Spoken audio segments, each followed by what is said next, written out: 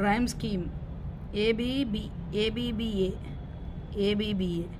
CDE. The octave is divided into 2 stanzas of 4 lines each called quatrain. Octave లో మనకి మొత్తం 8 lines ఉంటాయి అన్నమాట. సో ఆ 8 లైన్స్ లో ఉన్నటువంటి వాటిల్ని 2 భాగాలుగా డివైడ్ చేస్తారు, అంటే 2 స్ట్రాంజెస్ అన్నమాట. సో ఒక్కొక్క స్ట్రాంజాలో 4 లైన్స్ ఉంటాయి.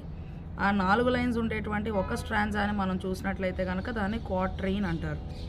The sestet is divided into 2 parts of 3 lines each called tercet. Sestet లోనేమో 6 lines ఉంటాయి అన్నమాట. ఆ 6 లైన్స్ ని 2 స్టాంజర్స్ గా డివైడ్ చేస్తారు. ఆ 3 లైన్స్ కలిపి ఉండేటువంటి దాన్ని టెర్సెట్ అంటారు.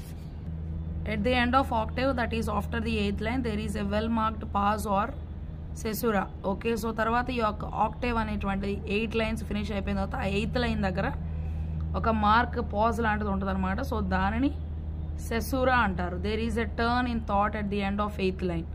ఓకే, సో మార్ప్ అనేటువంటిది వస్తుంది. అంటే ముందు ఒక క్వశ్చన్ అడుగుతారు 8 లైన్స్ ఆక్టేవ్లో, తర్వాత సెస్టెట్లోనేమో దాని ఆన్సర్ చెప్తారు. ఫస్ట్ లైన్ డైలమా బాధలో ఉంటారు, తర్వాత మరలా 6 లైన్స్లో దానికి ఏదో ఒక పరిష్కారం అనేటువంటిది వస్తుంది అని చెప్పాం కదా. సో అట్లా the pause or caesura is indicated with the punctuation.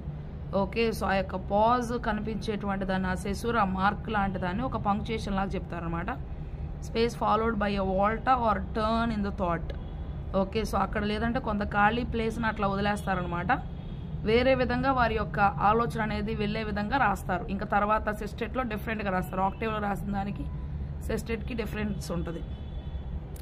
There is no division between octave and sestet in John Milton's on his blindness. కానీ జాన్ మిల్టన్ గారు రాసినటువంటి ఆన్ ఈజ్ బ్లైండ్నెస్లో మాత్రం ఈ డివైడ్ చేయడం అనేది లేదు.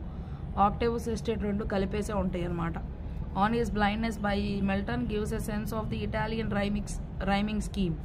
ఈ ఆన్ ఈజ్ బ్లైండ్నెస్ అనేది జాన్ మిల్టన్ గారు రాశారు. సో ఆయన రాసినటువంటి ఆ యొక్క జాన్ మిల్టన్ ఆన్ ఈజ్ బ్లైండ్నెస్లో ఇటాలియన్ రైమ్ స్కీమ్ని ఆయన వాడారు.